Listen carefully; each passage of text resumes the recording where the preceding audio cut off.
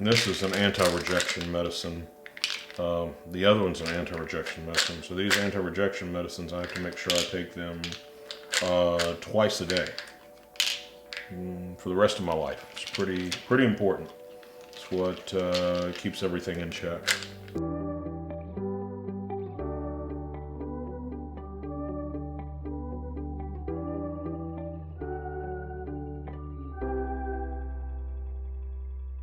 I had operations when I was 3 or 4 years old, and they end up removing one of my kidneys and part of another kidney. I lived for about 40 years with just the part of one kidney. It worked fine, but it was always told to me at some point in time that, I was going to either have to go on dialysis or get a transplant. I went on peritoneal dialysis in 2009. It was working okay, but again, you spend 8 hours a day, 7 days a week on a machine every night. And dialysis is always just something temporary. Dialysis is not something permanent. So I'd gotten on the kidney transplant list. I wasn't certain how long I was actually going to have to stay on the list. On February 9th, 2010, my father was a live donor, and I received a kidney from him. Michael Cotton, kidney disease, hypertension. Oh, and then he had a kidney transplant due to a congenital issue. Human-Wide is a pilot that we are conducting in a primary care clinic in Santa Clara. We at that clinic have also implemented a team-based care model, which we think is going to help us transform what we're doing in primary care. The focus of Human-Wide is to consider how can we leverage the best of the art and science of medicine that we have at Stanford and across the country and the world. Technology, genomics, diagnostics, how do we leverage that so that we are focusing on prevention and proactive care to prevent disease before it strikes.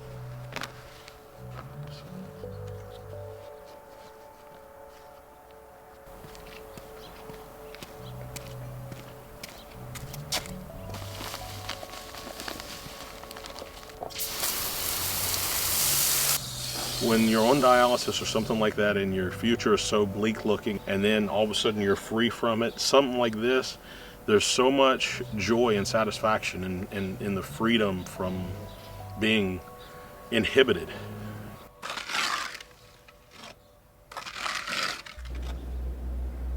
I'm thinking about how you really have taken to this, this precision health pilot, a Human-Wide, very well. And I'm thinking about it, my dad's done this, great thing for me. How can I not do everything possible to take the best care of myself? And so when this program came along, it made sense because, okay, you're going to let me monitor my blood sugar, my blood pressure, my weight. Right. It's all integrated with technology. It just made sense. But hopefully there won't be any surprises. Right. In this area, yeah. The surprise will come from somewhere else. That's right. But, yeah, and that's what we're doing is we're trying to look for surprises. Now we know that your genetic screen is negative, so everything is great. And then we've been doing the pharmacogenomics tests, and that was reassuring. Everything has just come up reassuring, and now we know from this point on that we're going to have a good sense of your blood pressures going forward. Your healthcare team is going to be there to respond in case of a surprise, okay? Yeah. So if there is a surprise, we're ready for it. It's not a surprise. It's sort of, we're prepared. One of the hardest things is my dad was in, they tested us for every possible known thing. Of course. And he was in great health. And it was just hard to come to the realization 4 years later, he's diagnosed with stage 3 or stage 4 esophageal cancer.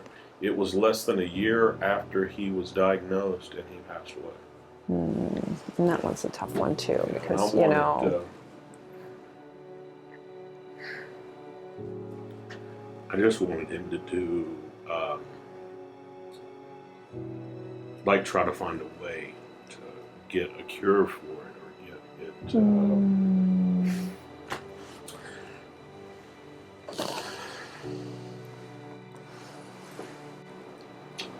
he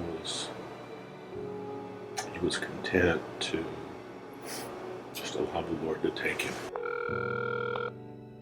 Hello? Hey, Mom, how you doing? good, and how are you doing? Oh, I'm doing all right. Haven't got to talk to you in a few days. Well, the one thing that I always ask you is, how is your dad's kidney doing?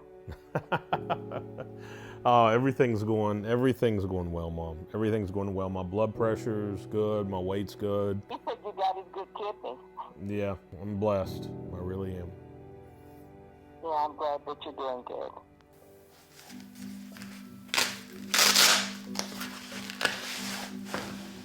The function of my transplanted kidney is very dependent upon controlling my blood pressure.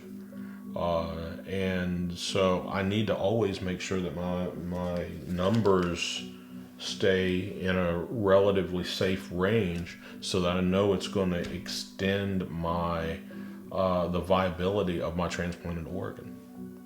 Human White has had a big impact on me because when I take my blood pressure now, this automatically talks to the app. The app then automatically forwards the information to my doctor at Stanford. The ability to predict and prevent is important. I want to maintain my life, and I need to know what's going on with my body so I can take proactive measures, not just reactive measures. Reactive measures are fine and always necessary, but if you take enough proactive measures, you don't need as many reactive measures.